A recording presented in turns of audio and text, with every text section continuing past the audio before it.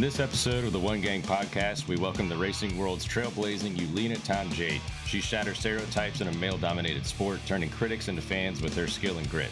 Join us as we zoom into the life of this inspiring racer. It's a ride you won't want to miss. And I think even now there are more female riders than ever. You know, in Asia. I'm talking about Asia, okay?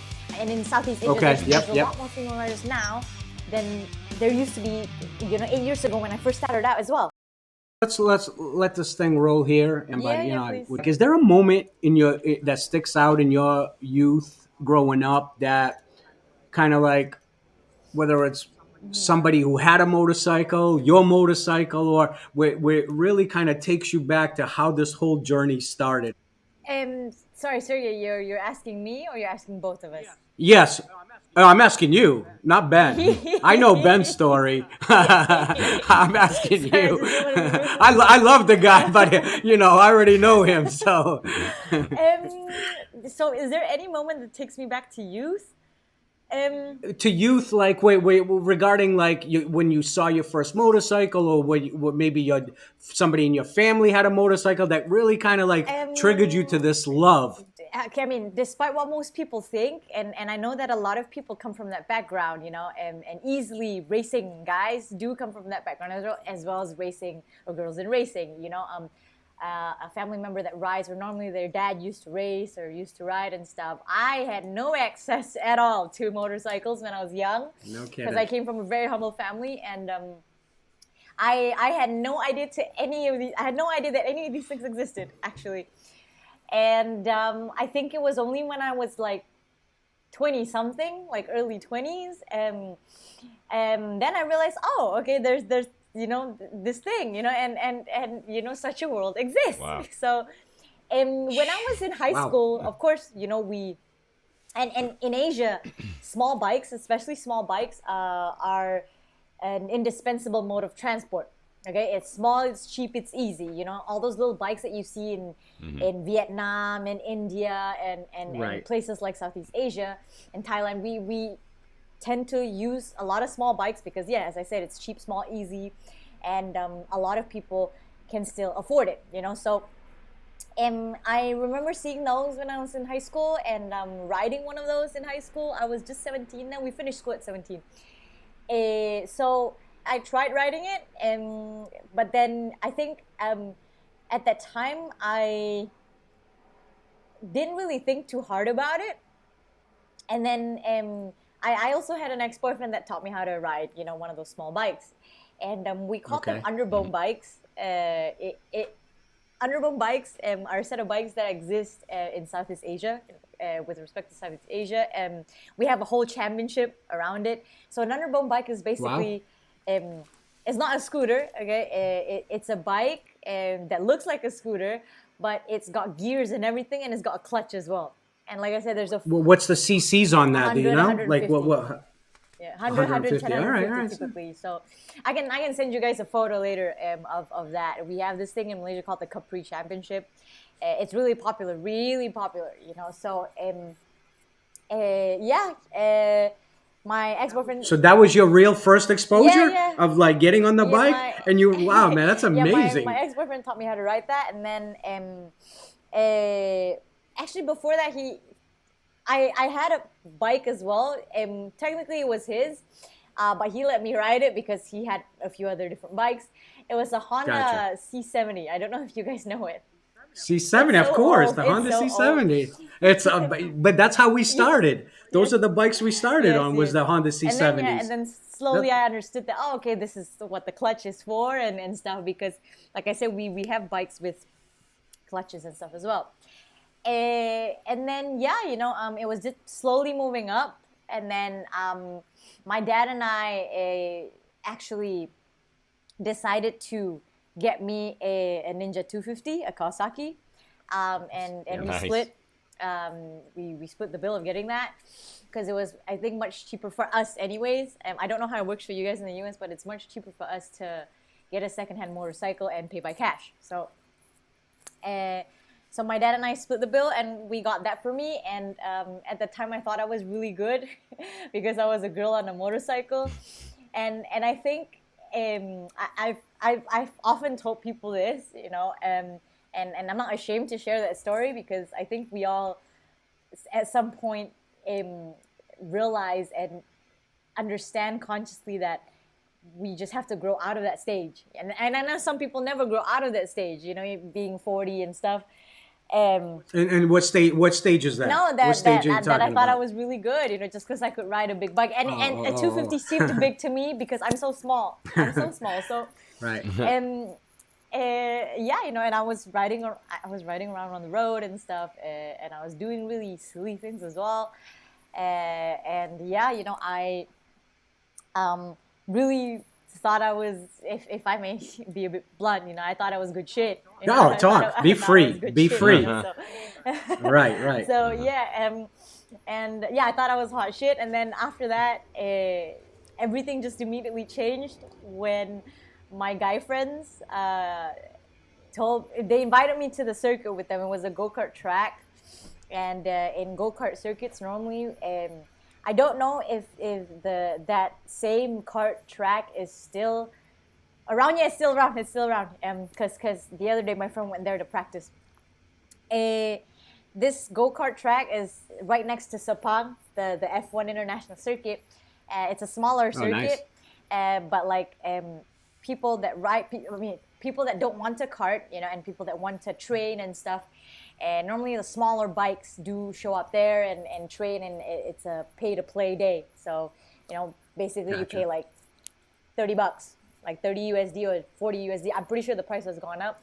You pay like 40 USD a day, and then after that you can, practice for a whole day.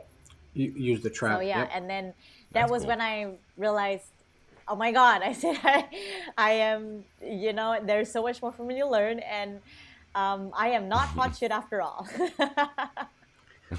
What speeds do those what speeds do those 250s hit?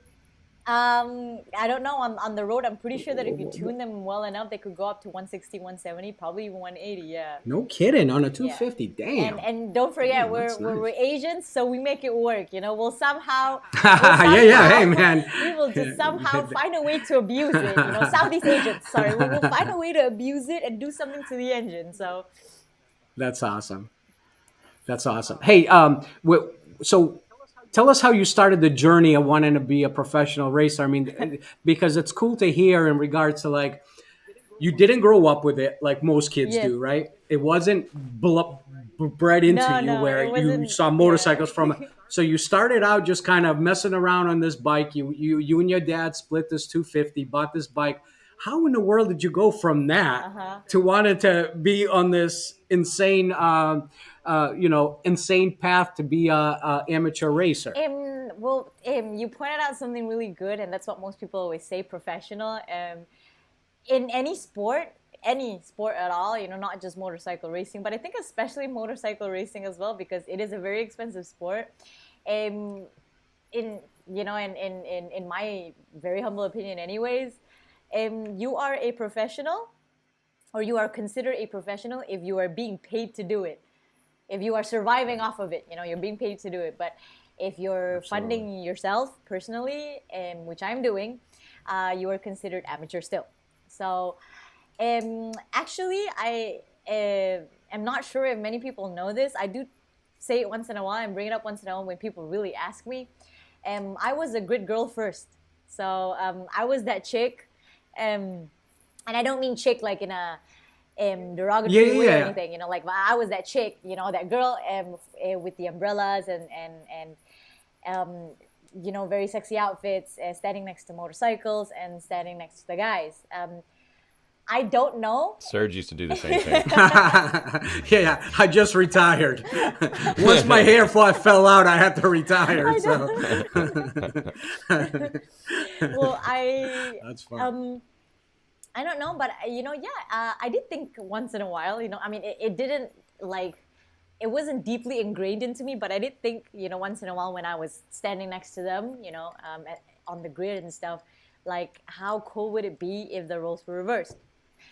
But that was, I guess you could say, as close to the action as I got, because I had the opportunity to be that close to the action, and I was always close to it. And I think what really inspired me, honestly, and however, is just seeing all the guys and kind of pass me and not seeing them pass me technically, because when I went to the track the first time, the go-kart track the first time, and obviously I didn't know anything, and they were all just passing me, right? So everybody was just passing me because, yeah, I really had no idea of what was going on, you know? And, For sure. and I saw what they were doing, you know, and I thought it was really amazing, you know, and I was really impressed because they were just, passing me really quickly, and they were doing all of this right in front of me, you know? And that was something that I had never ever seen so up close. Of course, you know, like after a while, after growing up, you kind of see it on TV and stuff. But like I've never been so close, you know, like this close to the action. I mean, like I said, the closest I ever got was, you know, standing next to the racing guy. Somebody else doing it, right? The racing guy, you know, and holding an umbrella. So how did you know? How did you know where to go and what to do in regards to try to chase your like? I'm asking because it's like, okay, you've been a part of it, right? You've been a part of it more on an opposite side of it, not the physical racing part. So, like, just for viewers and listeners out there, like, how did you find out, like, what to do, where to go, how to get this whole process started? Okay, so the short cheat sheet version that I always tell people. All right, let's do it. After you know, realizing that this is what I want to do, that I want to ride exactly like these guys that I saw the first time. You know, so what I always say is that you know, I went to a racing school, and you know the cases rest, but you know the deeper storyline or the actual behind the scenes of that was that I had to really find the resources, because you have to remember that back then it wasn't a thing, you know. Like I started doing it in 2015 and 2016, and at the time this was just 8 years ago. And I know that it's just 8 or 9 years now. Okay, I know that it's just 8 or 9 years ago, but there weren't as many resources as there are now, you know. So I was lost. Are you saying like online resources, or are you saying everything, really? Schools, riding schools, and you have to remember as well that I think minus Japan, and I'll say this, I think, you know, I mean, anyone may correct me if they believe that I have made an error, but minus Japan, I think the rest of us are still new to the idea of motorsports and racing. A lot of us, you know, and I think even now there are more female riders than ever, you know, in Asia. I'm talking about Asia, okay? And in Southeast Asia, there's a lot more female riders now than there used to be, you know, 8 years ago when I first started out as well. 100%, you know? So there were, like I said, a lot less resources, and the truth is, the real truth, like I said, is that I was lost for a good time. I was really lost for a good time.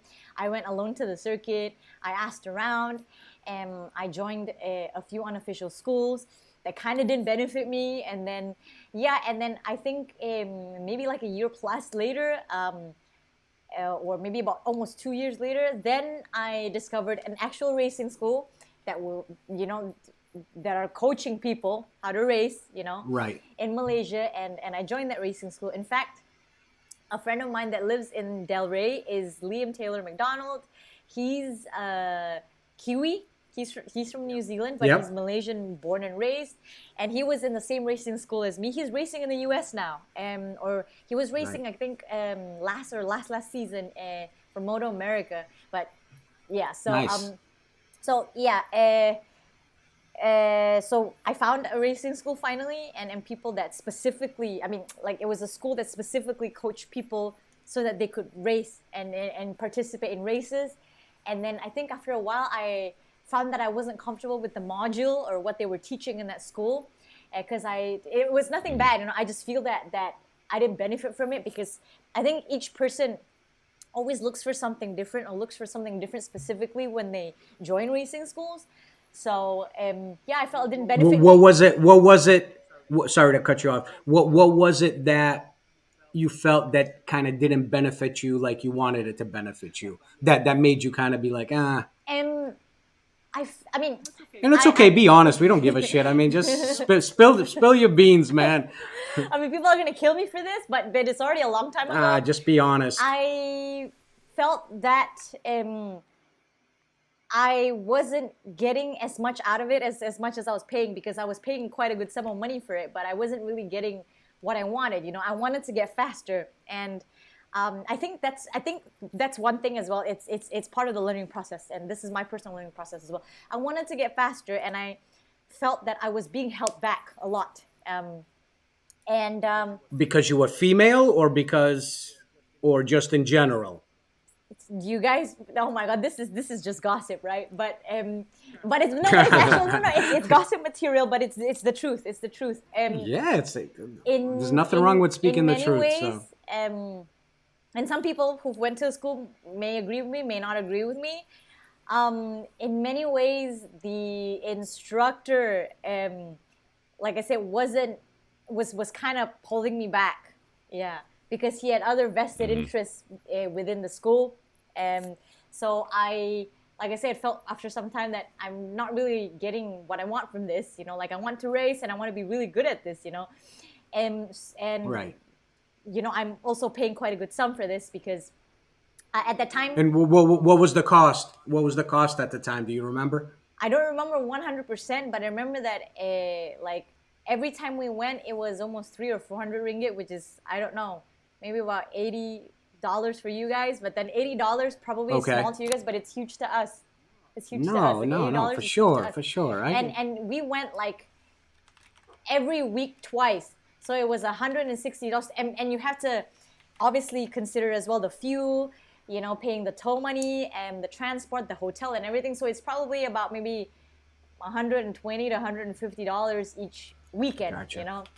And if we practice for 3 days, that would be, I don't know, maybe 250. So yeah, that was a lot of money to me. So and then we paid him for the tires as well. And I think as an instructor who also owned a garage and who was also running a garage, it was just a business to him, So meaning, if I'm the instructor and I have a garage and I'm going to sell tires to my students, I'm going to hike up the price.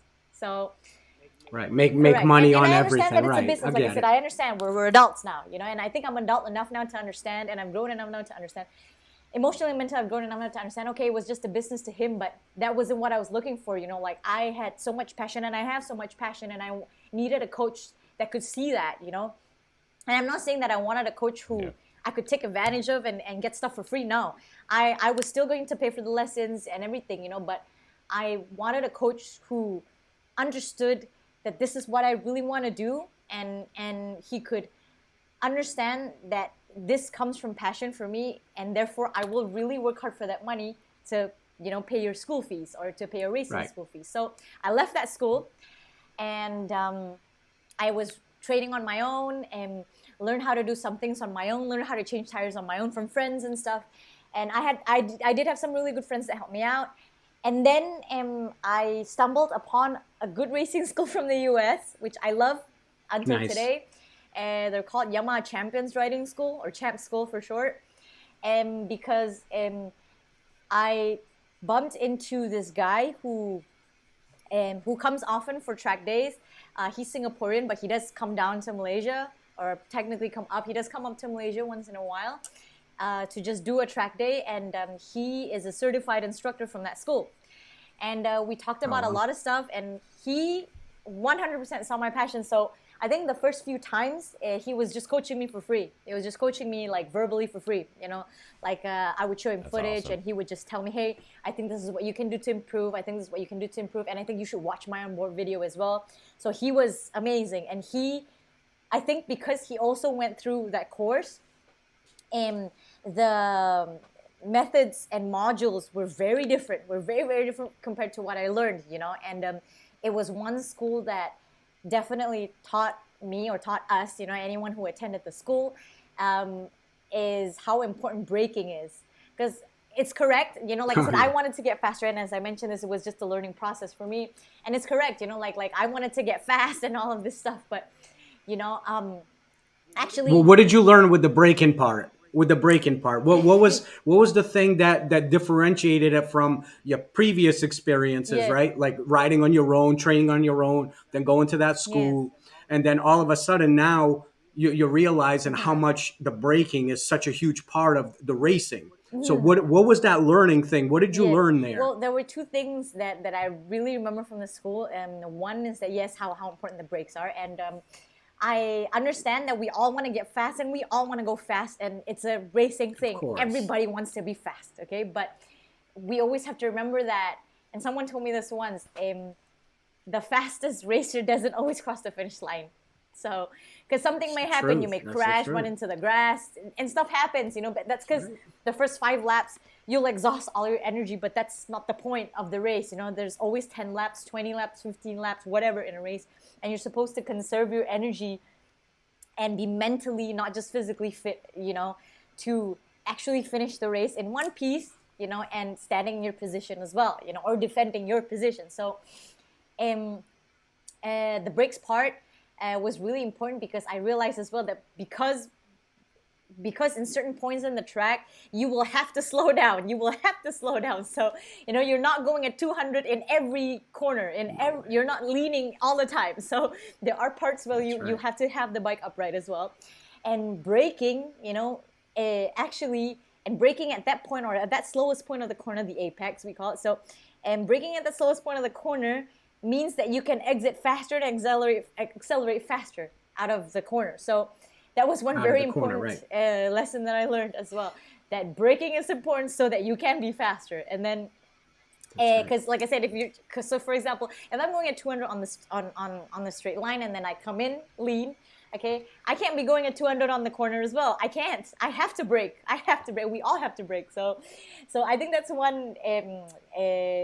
I think that's an easier layman way to say it. And then the second thing that I learned was being safer, faster. That was one of the slogans of the school as well, safer, faster. So I did mention this as well, and it actually goes back to what I mentioned earlier, that you can be fast, and that's great, but it's also important to be safe, because you do want to end up crossing the finish line. Most of the time, that's right. And most racing guys, and including myself as well, and racing girls guys, you'll realize after some point that there's just no value in crashing the bike or going really fast and then crashing the bike, because you'll just want to finish and cross the finish line anyways. Even if you finish 8th or 22nd, the most important thing is that you made it across the finish line, in one piece. That's and you didn't damage the motorcycle, because if you damage the motorcycle, that's cost to you, the team, and everybody else that's supporting you. So, and that kind of stuff, I think actually weighs, the emotional pressure that comes from that actually weighs down a lot on us as racers. At my level, I feel it, and as someone who pays for my own racing, I feel it, but I can't imagine what it feels like. I mean, I can, but not 100%, of course, but I can barely, I guess I could say, I can barely imagine what it feels like for somebody who's at a much higher level than me, who has 100 investors looking at him, and 100 investors who's paying for his racing, and that is, like I said, that's a lot of emotional pressure. So, yeah. I just want to ask one more question. I'm going to let Ben ask a couple, and this is a riding question. Yes, all right, I'm always interested, because I too, my son was born in 2006, and prior to that, all I had was street bikes. So I had a Hayabusa Limited with nitrous in it, extended swing arm, all the crazy stuff, right? So most of my stuff was straight speed, real high speed, close to 200. Yes. Let me ask you this, because I never raced it, right? I never took it on the track. When you're coming in and say like you got that straightaway, right? You got it open, you're jamming along close to 200 miles. When you're coming into the corners and you're starting to downshift and kind of like break it down, and I just want you to explain it for the listeners too. Are you using both hand and foot brake? Sometimes yes. A lot of us use a lot of the front brakes, but there are also a good amount of us that do make use or do utilize quite a lot the back brakes. Yeah. But it really depends on the rider as well, and the corner and what they're comfortable with. Got it. Okay, good answer. Because I know that's a lot of people. I mean, that's why a lot of people crash is they hit that front brake too hard, and they only have the support from the front and nothing from the back, so they end up losing it. But that's why I wanted to ask. All right, Ben. The corner depends on the situation as well. Like Okay, I was training one day, and the bike had no back brakes. So what the coach did was remove the shit. back brakes, so that we'll understand the concept of using the front brakes. And a lot of schools do this. A lot of schools do this. So, and I understand why. It's so that we can get used to the idea of using the front brakes more.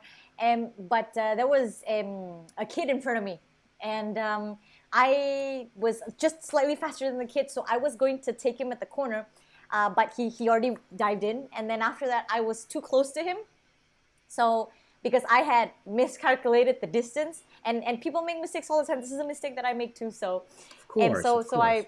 so he dived into the corner. I dived as well, and I was going to hit him because I was faster than him. So I was going to hit him. So I didn't know what to do, and there were no back brakes. I think what would have been better for me at the time was having the back brakes, but I was already too close to him. So what I did was I think I panicked and hit the front brakes because I didn't want to hit the kid. So it's okay, I had a fall. The bike landed on top of me, but it's okay. Like I understand that it's just part of learning, and I also probably should have just taken the kid much earlier. So yeah. Gotcha. Thank you No, for it's that. okay. How much do those bikes weigh Which on one? average? The one you're racing, like for example, the one with the brakes pulled off. No, the one with the brakes pulled off was a 250, and they stripped it. 250. Okay. They stripped it so that students can learn on it. So yeah. Gotcha. What class are you? What class do you practice on? Like what size bike are you riding when you're doing paying for your training? So I don't know if you guys mean like the kind of training on small bikes Like that people do, because I don't have those. So what I normally do is just attend practice days or track days organized by companies or organized by the circuit. Right. And normally I train on a 1000. So it is the actual bike Oh no that I'm already shit! racing. Wow, So killer man. I mean, I paid for it, so so I pay for the get it. service, to the team. So the team will provide me a service of, and like I said, this is what I have, contracted with the team, as we discussed, black and white. So I'll have Right. practice days, and they'll have me a mechanic service and a team service for practice days as well as race days or race weekends. So.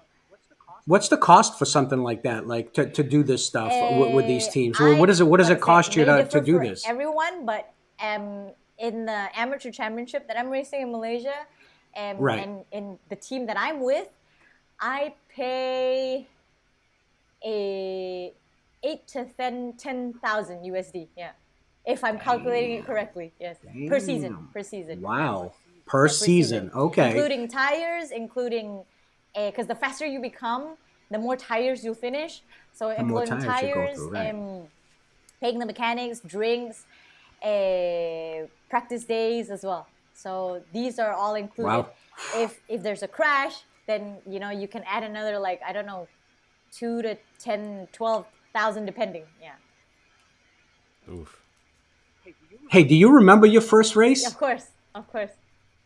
So what was that feeling like, man? Explain it to people who, there's a saying in our industry, right? Yes. If I have to tell you, you wouldn't understand, right? Because that's what riding is about. It's Yes. like if I have to explain to you, it'd be impossible. But the racing part's got to be cool as hell. And there are a lot of people who love this industry in regards to they love bikes, Yes. they love everything about it, but they may not ride, right? But yes, they glued to that TV watching the GP Yes. races and all this stuff. What's it like to be on that starting line, right? I've never experienced it, so I'm a rider. I've been Yes. riding for 40 years, but I've never No, experienced it's okay. that We all ride feeling for of like different sitting reasons. there. I For sure. I rarely or don't. I rarely or mostly don't judge people because I know, or judge other riders because I know everyone rides for different reasons. Some people just like right. to ride on the street, and that's just a simple weekend ride with friends make them happy, And me, I like being competitive, and I want to, I guess you could say, I want to release my aggression somewhere else. So, and I think the Yes, track the is a good best, place for the it, best. not the road. So, what was your question again? What was my first race? Tell us about like that feeling, your first race you ever did, after like training and training and training, and all of a sudden, like, now it's the real thing, right? Now you got a number on the back. Now you got other people that you've never raced against. And now you guys are all at that starting line. What's that feeling like? It's got to be like incredible. Well, my first race was technically a mock race. And what Okay. the coach had done at the time was put me in the front of the grid. I think I finished first, but I don't know if I Nice. wanted to count that as well, because it was, after all, just a mock race. It was just for us to go and play and practice, Okay. you know, and pretend that we're racing. But my first ever race, sanctioned and everything, was in Sepang Circuit as well. Same amateur championship. I was on a 600, and it was an open Nice. class. So I don't know what the rules are and the regulations are this year, because they change every year. Can you explain what open class An open is? class means if in our championship, an open Right. class is you basically mix up 600 and 1000s. So yeah. Oh, wow. So Wow. like I said, the Okay. rules and regulations change every year. So I need to look at the regulations again this season, because they obviously will change it. And Right. because I remember being told that they might actually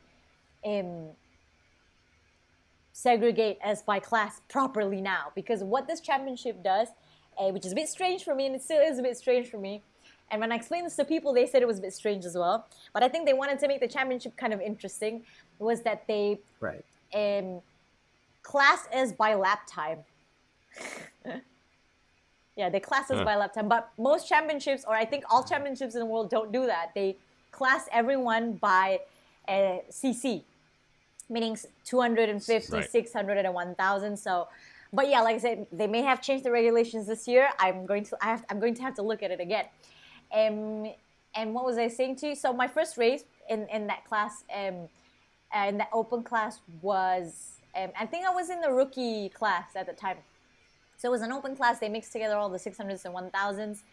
I think being on the grid for me, is a sensation, and it's a feeling that nothing in this world can replace. I love being on the grid, you know, and I think the nerves Awesome, man. and the excitement that we feel, you know, like it's like pre-race jitters.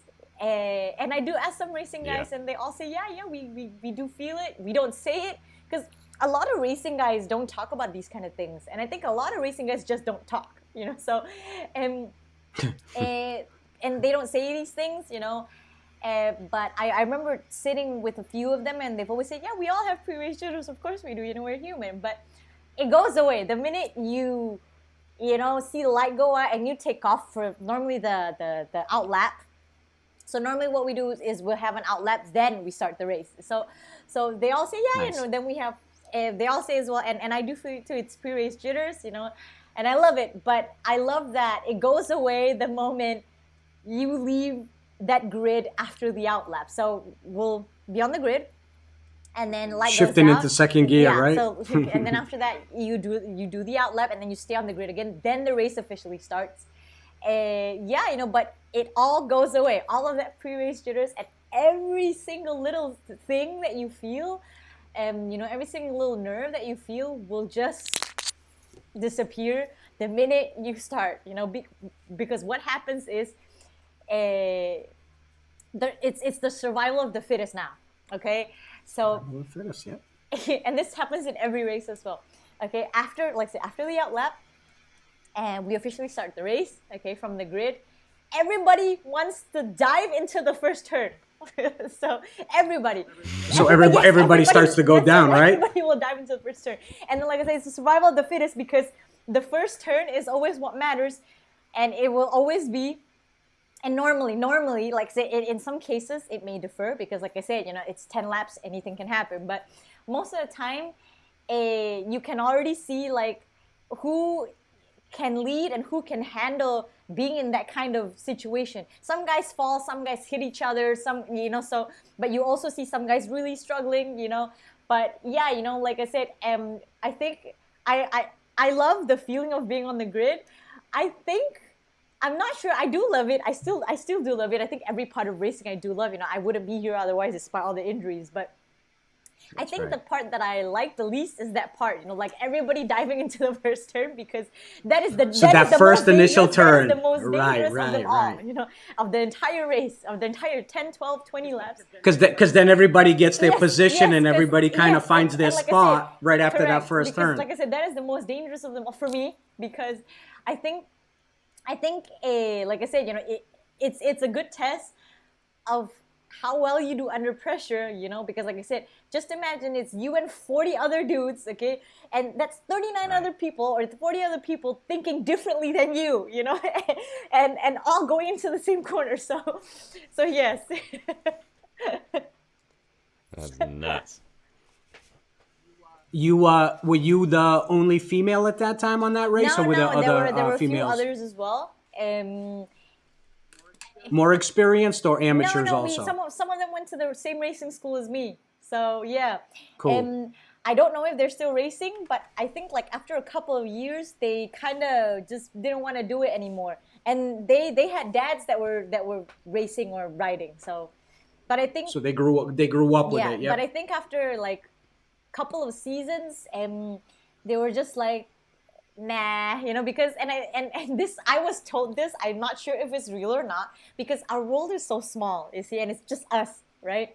And if you're That's the right. other female riding, or the you would know the other only the other only female riding as well, so, and everyone else would know us because it's just us, right? Or it's just like five of us. Right. I think literally there is five of us in Malaysia. So um uh, I was told, like I said, I wasn't sure, because I did get into a lot of injuries, and because I took it seriously, and like I said, for me it was a place I know that probably I had to fix some of those things, and I realize and do understand better now. And I think I've matured as a rider, but um, I got into a lot of crashes as well, and there was once where I kind of I crashed headfirst into the ground, Yep. I achieved the fastest lap time in that entire race, but I crashed headfirst, unfortunately.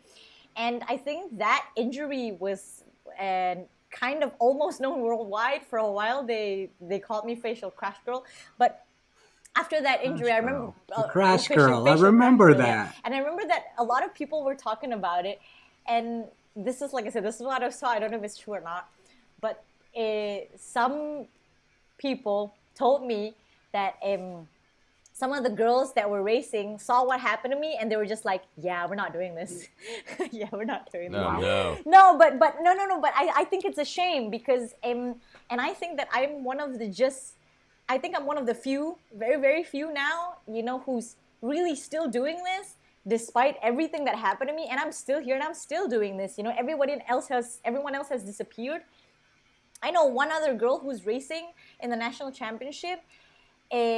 She's pretty good. She's quite fast, but she's had access to it since she was a kid. And her dad, has money, so he sends her to Qatar, Grew to up with it. Spain, Yep. and stuff to train. So she's good. Wow. She's really good, obviously, because she's always had access to it. And I think we have to recognize these privileges when we're in racing as well. Not as a bad thing, but more of a. I mean, she has her advantage, and I have mine as well. So. Yeah, but I think that I think that apart from her and maybe a couple of others doing the Capri Championship, girls that are racing in big bikes, I haven't seen in the last couple of years after the pandemic, especially because, like I said, it is not an easy sport, and it's a sport in which you really have to have thick skin. You have to have thick skin physically. You have to have thick skin mentally, emotionally as well. Because I started out when almost no one was doing it, when this other girl was also doing it, and she stopped now. But I started out doing it, and I even started out my journey on social media as well, and I think a lot of times I was always in doubt. That was back then. I'm okay now, but I think when you're starting out something that's really unconventional and different to people, or when you're a pioneer of something, it makes everything double the challenge, or makes everything doubly challenging, because it will come with a lot of drawbacks as well. And I remember a lot of people also used to say to me, they don't say this to me anymore, because they've realized now that I'm really doing this seriously, you know. And Right, you're not yes, stopping. a lot of people used to say to me, you know, that are you just doing this for attention, you know, because you're the only girl in the circuit, or you're just here, you know, for the gram, or you're just here for the photos. What are you doing here? You know, this is our world. Get out of here, you know. So no, Man, there were a lot of people that said this to me, you know, and is this mainly racers, other racers, now, or what, now the like really good what thing, kind of and the people were really good saying thing that stuff I like realized this? is that a lot of other racing guys, this is what I've realized, racing guys are people that don't say much, but they know what's going on. But a lot of the racing guys were actually very encouraging, and I think racing guys are more, Awesome. in that sense, they're more focused. So to them, if anyone wants to try, they're happy, and I'm like that now too. For me now, if anyone wants to try, I'm happy, you know. And I think racing guys look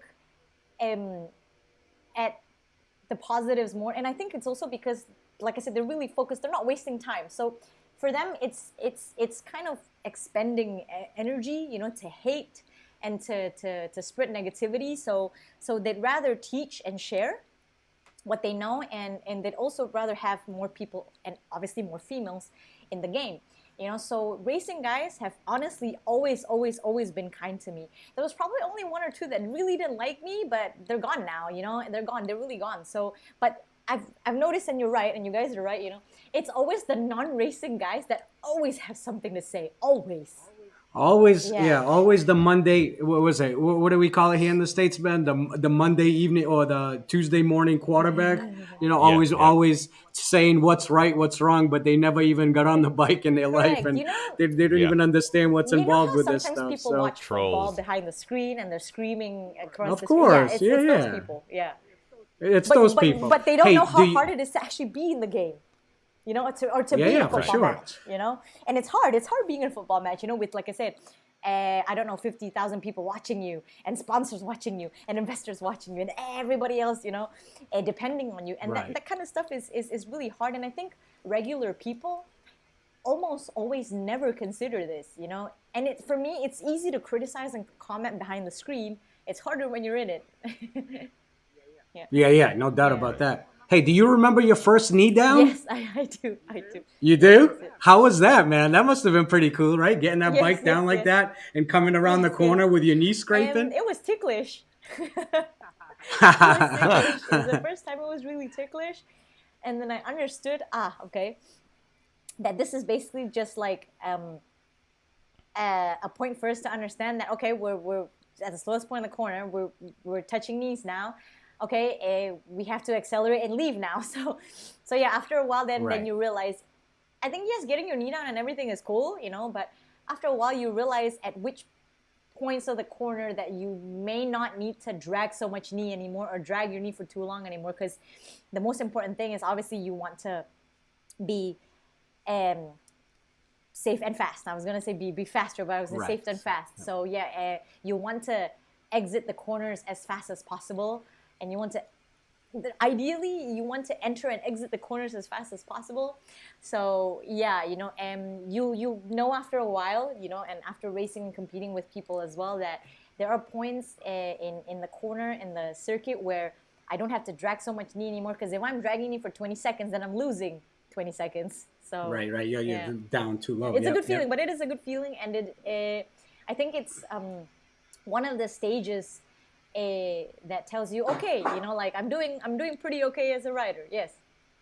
Yeah. Right, right. Because you're getting And confidence you're now. getting You comfortable understand on how the to lean the motorcycle. Yes. bike. Yes. Yes. Right. That's Yes. everything. Yes. It's becoming one with the bike. So, as let me ask you this: as a self-sponsored amateur, which people coming up trying to obviously find the investors to back them and Yeah. so on. What kind of costs, like just for people who may be listening to Yeah. this and would like to one day follow this lead? What kind of costs are involved in something like as a self-sponsored amateur trying to break into this? What like how much do you pay like a year for the season? How much do you have to save up, Yeah. to do? Because Mm-hmm. obviously you're like us, you're self-made, so Yeah. everything that you do, you pay for yourself. Unfortunately, we don't have the Rockefellers' money, so we have to be able to do it Yeah. this way. But what's involved in something like this I cost-wise? did mention to you guys I pay about 8 to 10 You said so. per This is like season. consistent than what you said, Yeah, right? yeah. And like I said, it depends as well on the team and what they're looking for. I do know some people who have motorcycles, so that already takes off half the cost for them. Oh, okay.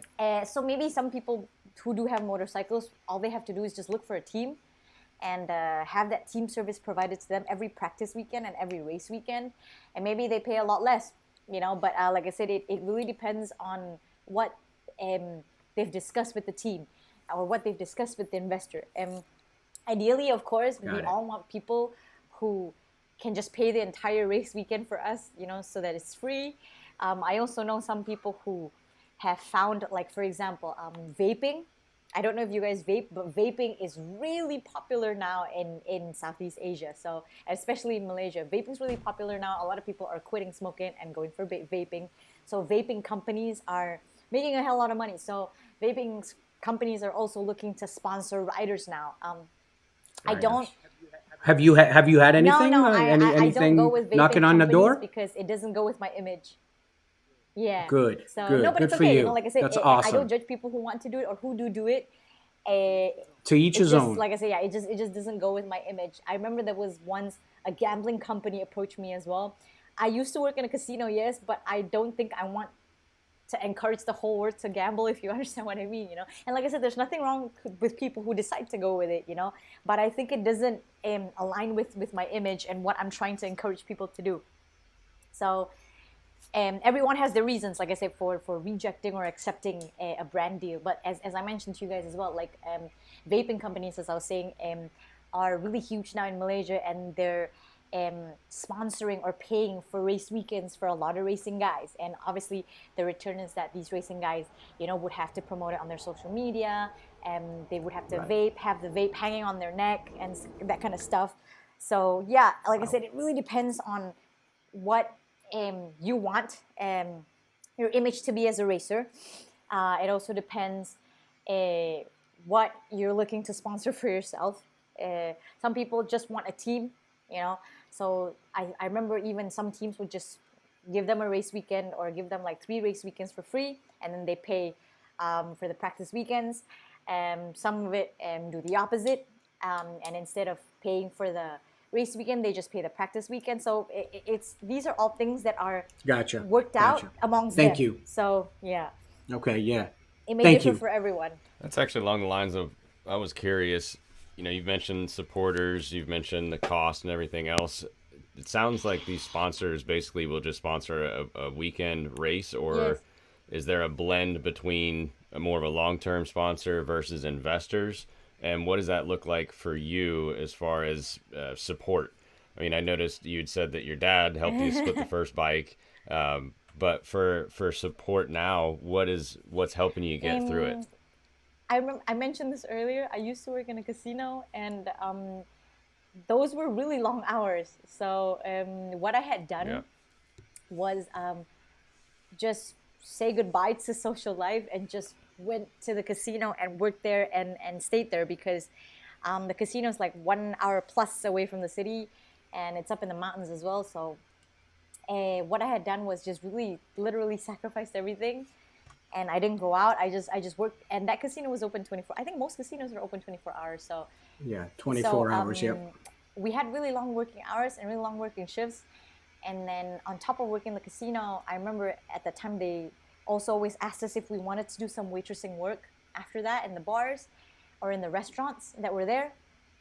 Because I think the casino is kind of like a tourist spot. It's like a tourist spot. So they'll have all these things like bars and restaurants and all. And yeah, you can serve and wait tables and stuff. So after working at the casino, I would head to the bar, the restaurant, and a lot of girls didn't want to do it because it's exhausting. So after having worked a 9-10 hour shift in the casino, to then work another 6 to 8 hours, serving and talking to people and being a waitress and stuff. But I did it for the money, Wow. and because I really wanted to pay for my That's right. racing. And eh, I left the job after a while because I realized that, I mean, it paid really well. It paid really well. I didn't have any trouble at all with it. But I left the job after a while because I realized that there's more to life than this, you know? And I think that as a content creator now as well, and I think content creating is something that now everyone wants to do, you know. And I, like I said, when I started doing it, you know, we did it at a time when it was just a few of us. Now everyone is a content creator. Yeah. But I think because I've done it so early as well, in a good way, me and the few, you know, people that have started really early doing it and have established a really good image for ourselves, a positive one, I hope. And I think from that, brands and agencies or advertising agencies recognize that, and I am earning from that now. Yeah. So what's Good. Nice. That's awesome, man. So what's next on the schedule now? What's coming up? What's in your planner now Once with the once I racing? head back, because I had one training day here in Argentina, I want to enjoy the off season a little bit more. Once I hit back, I have one practice day, and then I have another practice day in February. Um, but it's just that for now, the championship has already released the race calendar. So yeah, and I may look at a few practice days in Japan as well. But that is supported. That is supported by somebody. So yeah, we'll see how that goes. And I'm not supposed to say anything yet. You know, that's kind of embargo. But I'm just telling you some parts of it. Yeah, I mean about Japan. Yeah, appreciate that. On my side in Malaysia, yeah. Once I head back, I restart, you know, the season again, just going for practice and stuff. And And when does season officially normally start? in Asia, When normally is it? March or April, but they've released March or the calendar, April. and I think the first race date is March. Yeah, Till when? March to From March November. There's till 4 or 5 days. to November. Oh, it's a long season. Wow, that's a long season. Whew. So how many races do you think you'd be able to squeeze in I between am that not time sure. Like I frame? said, we will have to look at everything, and I don't want to say everything too early yet because, like the previous year or just last year, which passed 3 days ago, I had a very tough season because I technically didn't join the first race because bike wasn't ready and I wasn't financially ready either. I joined the second round and I crashed the bike. So, and I crashed at first Shit. lap as well. So that was really disappointing, you know, on mine. But I understand that as a racer, this happens, and we just have to accept, you know, that things like this happen. And I think it helps. Racing has helped me mature a lot, not just as a rider, but as a person, most importantly. And I think that's what a lot of us lack, you know, emotional intelligence or growth. Because I know that the motorcycle is a good way to escape from things, you know, and it's a good way to actually release stress and stuff. But you'll have to deal with your problems in the end. You will have to deal with it. So, be an adult about it. That's why you never. That's why you never get off the bike. You just keep Correct. riding But- to avoid dealing with the Correct, problems. but here's the thing: I think we all suffer from something. All of us do. You know, we just don't say it. Of course. You know, but I think that at the end of the day, we have to face our problems. So, I think one really good thing that I have experienced and learned and grew from racing is I guess you could say really growing into me and my personality, because I stopped using racing and riding as an escapade now, and I've dealt with my own issues. I've really dealt with my own issues and use all the resources that I can to understand who I am as a person and to understand some of the past, I guess you could say, bad choices that I've made, learn from them. And I really see riding now and racing as something that I want to do as a hobby. And eventually, like I said, find someone who can, or someone or a couple of investors who are interested to help fund my racing. That's it, you know? Yeah. Gotcha. It It's makes funny sense. from an outside perspective, talking about Yeah. the passion that Yeah. you have. Can Yeah, you hear of me course, okay? So talking about the passion that you have from an Yeah. outside perspective, and speaking about that crash on Yes, the yes. first lap, you know, right back at it. It's you know, from just a viewer, it's you're thinking, watching, wow, Yeah. you know, that's a bad crash, That or was even if it's actually just any not fall, not it's a thinking like, bad crash wow. compared to all the rest that I've had. It's actually an okay crash. So, but The bigger thinking with damage was how much I had to pay for it. So so yeah. that's what I was getting at. The insight that you've provided is fascinating because it is way more devastating than any 100%. viewer or Like fan yes, understands. 100%. Yes.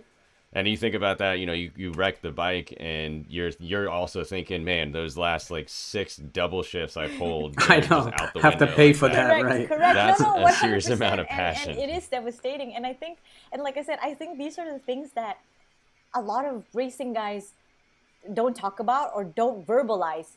Because and this is what I've understood. A lot of guys that have started racing at a really young age, and get picked up by really good sponsors and eventually make it to world level and stuff. And I think when you get to a certain level, you answer everything like a template. Does that make sense? You answer everything Sure. like a template. So it's always just one or two things, like when people ask you what happened to you, you crashed, and they'll just tell you technically what happened, but Right. they'll never tell you how they feel. They'll never tell you how they feel, but they'll tell you, yeah, no, I made a mistake in the last turn, and I had it going, and then he was behind me, and I couldn't see that he was behind me, and then I fell. Okay, and if they win, okay, and they'll ask, and they'll always ask, and every time, and you'll notice this in all of the interviews, and the interviewer will always ask them, so you've made it this far with 300 points in the championship, and you're in the lead now. How does that make you feel? And they'll just say, yeah, I feel really excited and really good and really happy, and I would like to thank my family and my sponsors, and it's a template. It is a template. It is either one of these things, and Yeah. you'll realize it, and That makes yes, perfect you sense will now. realize it. But like I said, I know that what I can do and what I'm able to do, and I see it as an advantage, is I'm able to verbalize it for you guys. I may not be at the same level as them, but I know that a lot of riders aren't able to verbalize this. I don't know if they're trained to do it, but I'm really guessing as well that at that level, they probably had a PR team to tell them, oh no, that these are the things that you're supposed to say, and these are the things that you're supposed not to say, or not supposed to say. So like I said, you'll notice, so after this, whenever you guys, switch on the telly and Yeah, say, turn it on and yeah, they'll and be then you'll see see it. Moto Yep. America, and you'll see this is the 2 template answers. Okay, when they fall, yeah, somebody hit me, and then I accidentally hit the brakes, and that was it. And if they win, I would like to thank my sponsors, my family. These are the only 2 things they say, but they'll never be able to verbalize for you exactly, and in detail specifically how it felt falling, or how it felt getting there, or how it really, really is so excruciating to be in that position, where everyone is just watching you and you feel pressure all the time. The only one person that I ever saw who did it quite well, and he did it quite well, was Taylor McKenzie. He's British, and he was racing in BSB for a while, and in a very maybe long YouTube video, was about 30 minutes if I'm not wrong, maybe 20 something minutes, he really verbalized each and every stage he felt, being a racer, being at that level, Wow. having no money to race that weekend, being injured, and he described it perfectly, because I was going to go back to what Ben said, that racing is like a game of snakes and ladders. That's Yeah. crazy. That's crazy. That is nuts. Hey, for the young Yes. people who may want to follow your Yes. lead, right? And they're looking into possibly wanting to become and get into this sport as an Yes. amateur. What would you tell them that maybe you wish somebody told you, but you only learned it from your experience? What would you tell them to kind of to guide them in the right Don't direction? listen to your friends. Don't listen to your friends. I'm serious. Don't listen to your My mother don't said that listen when to I your was this friends. big, man. Because I think as people, we're very often affected by what people think or say about us. But at the end of the day, you'll have to understand that you're the only person that understands and knows yourself better. So you can make yourself happy. You have the ability to make yourself happy. I think that sometimes, yes, in some cases, our happiness can depend on other people. Like, for example, making other people happy, or I bought my mom something she really wanted. Yeah, that makes me happy as well. But I think that apart from all of that, you are also the only person that can internalize that happiness, if that makes sense. And you're the only person that understands yourself better, that knows yourself, and therefore you're the only person that can get yourself out of the shithole, you know, that you're in or that you were in. And you are also the only person that can really, really maximize your emotional capacities, okay, to make yourself happy. Because I think that was what I learned to do as well, consciously. I knew that these were the things that I could do, and I knew that these were the things that I was capable of, 1, 2, 3, 4, 5, and I used them and maximized them to my advantage. So now I'm doing pretty okay. Yeah. Cool. Yeah. Cool. That's awesome, man. That's awesome. That's great advice. All right, kiddo, we're getting to our speed round questions. Please. Okay. I'm more than happy to answer. All right. All right. So kind of say a lot. I don't stop talking, but please stop me anytime. No. This is great. No. This is something fun. This is something fun. All right. Before we get into it, go ahead. Ask one last quick question. So you have a freaking rad scar on your arm.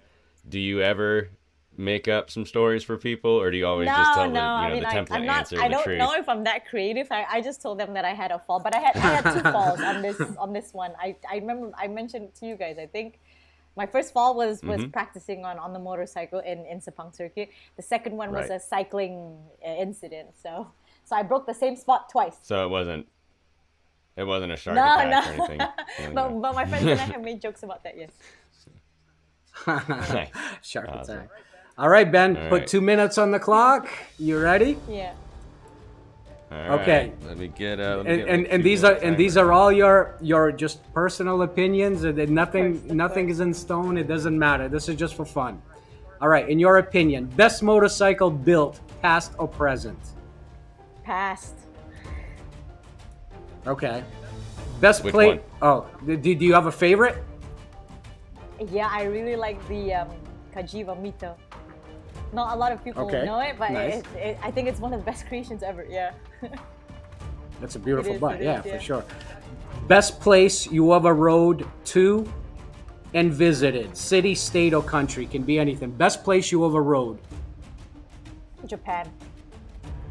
Japan, yeah? Insane? Yes. I never got the chance to explore Japan completely, but I was staying in Mito for my birthday, where I'm going to stay this coming year, this year. And actually, I've went and seen some of the mountain roads, and they're beautiful. They're really well taken care of. So, yeah. Okay. All right. Next question. Fuel injected, carbureted, or electric motorcycle? What's your choice? Okay, good. All right, I like her. All right. Favorite style bike? Cafe, sport bike, cruiser, or other? Sport. Of course. If you said something else, I would have been like, huh? All right. Favorite cruising speed? 40 to 50 miles an hour, 75 to 100, or 100 and plus? 75. Yeah.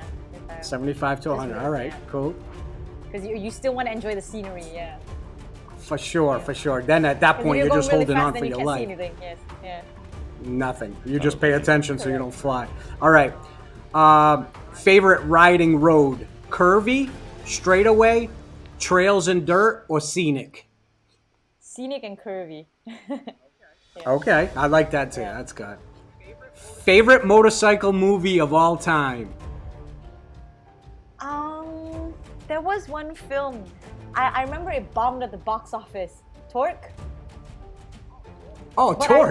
But I like that they showed a lot of really good bikes in that film. I know it bombed at the box office. I know it flopped and everything, but they showed a lot of really good bikes in that film. A lot of classic bikes in that film, and I like how everyone was geared. Everyone was geared. Cool. Good answer. Yeah. Favorite book you ever read?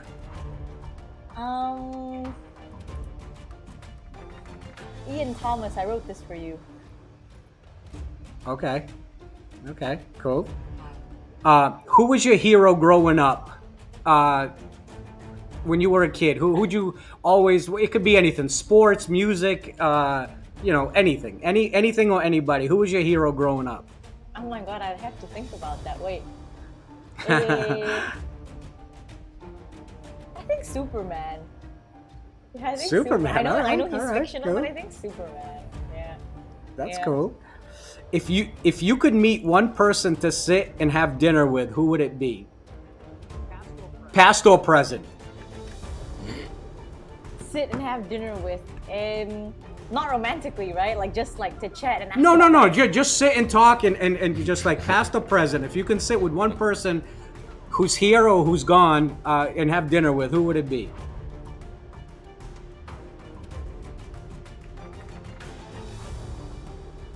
Keats. He's a poet. He's gone. Yeah, he's Okay, gone. all right. Cool, Yeah. cool.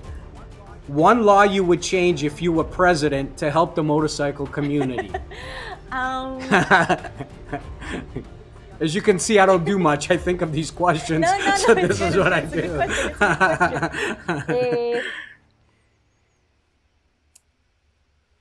More circuits to encourage more people to. But I know it's not a law. Technically, it's not a law. It's just something. No, but that's cool. That's cool. Yeah, I mean, if I have my own country and everything, I would want to have more circuits in the country so that I can encourage more people to ride in the circuit and not do silly Great things answer. on the road. Yeah. Great answer. Yep. Your go-to alcoholic beverage. Awesome. Water's a good one. Go to ice cream flavor. Dulce de leche granizado. It's something that exists here. Yeah, Oh. it's a really nice flavor. It's dulce de leche is like something. Is that caramel? Yes, it's something that's made of milk. Basically, it's not caramel. It looks like caramel, but it's made of milk completely. Yeah, and granizado Nice. just means like chips. So Okay. Outside of your current spouse, who is your all-time crush? I don't have a spouse, and my all-time crush. All right, okay, so- my all-time crush. Let me think. This was already quite a while back. It's on. okay. It's your all-time crush. I think he wasn't just a crush because we grew up with it when we were so young, and I think I really like seeing them together. You guys remember Smallville? No, I don't. Smallville? I don't. Yeah. So Tom Welling and Kristen Crook were like the it couple in the 2000s, and I really like seeing them. Got So it. I like both of them actually. Yeah. Okay. All right. Cool. That Last would be meet. your favorite Oh, version sorry. of Superman Exactly. also. Yeah. Hey Ben, what about you? Outside of your wife, who's your all-time crush? It's going to be my wife and then also my wife. Okay, good answer. She's probably All right. watching the podcast. Yeah. She will be. She's holding a hammer behind them. You just can't see her. So you know what the answer's going to be. All right. Last meal ever. What would it be? If you could eat your last meal ever, what's your last meal? Asado argentino, so it's basically Argentinian grilled meat. Yeah. That's excellent food. Yeah, it's good excellent stuff. food. It's really good awesome. stuff. Well, thank you. Hey, before Yeah. we finish up, I just wanted to say for people who are going to listen to the podcast and see you and to start following you, where can they catch you? Like what where are you? Instagram? What's your most common places that they can find you and follow I mean, if you? they really want trouble, they can catch me outside. No, I'm kidding. Uh-oh. They're not gonna catch you though. You're too fast, man. No, Come on. I mean, Catch yeah, these hands. I'm on Instagram most of the time. I am on Okay. TikTok and YouTube as well. But I'm supposed to work on getting more active on that. But yeah, I'm on Instagram. So Okay. Ben, you wanna ask anything? Yeah, what else you got going on in life? me, what else do I have going on in life? Yep, since you're in the off season, I'd imagine you'd have some other Yeah, fun stuff going on, or is it I just actually, live? For no reason, okay, and it's like I know that I'm gonna be judged so badly in the parking lot, okay. I bought myself a short trip to Vietnam for no reason.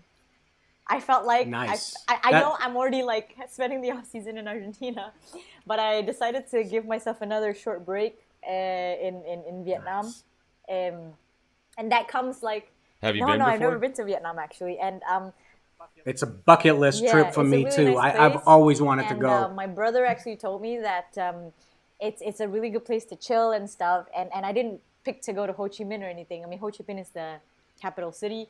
I picked to go to Hoi An, which is a smaller, more historic city. So my brother's like, yeah, I think you should, because my brother went to Vietnam for a couple of years working there. He speaks fluent Vietnamese, and he says, yeah, Vietnam is a good place to visit. I think you should go. It's a good getaway, and because we're neighboring countries as well, it's pretty close to Malaysia, so it might not be as expensive to travel to go, because things are getting expensive here because of the inflation. But we're surviving, and I think directly after this I can go back to normalcy.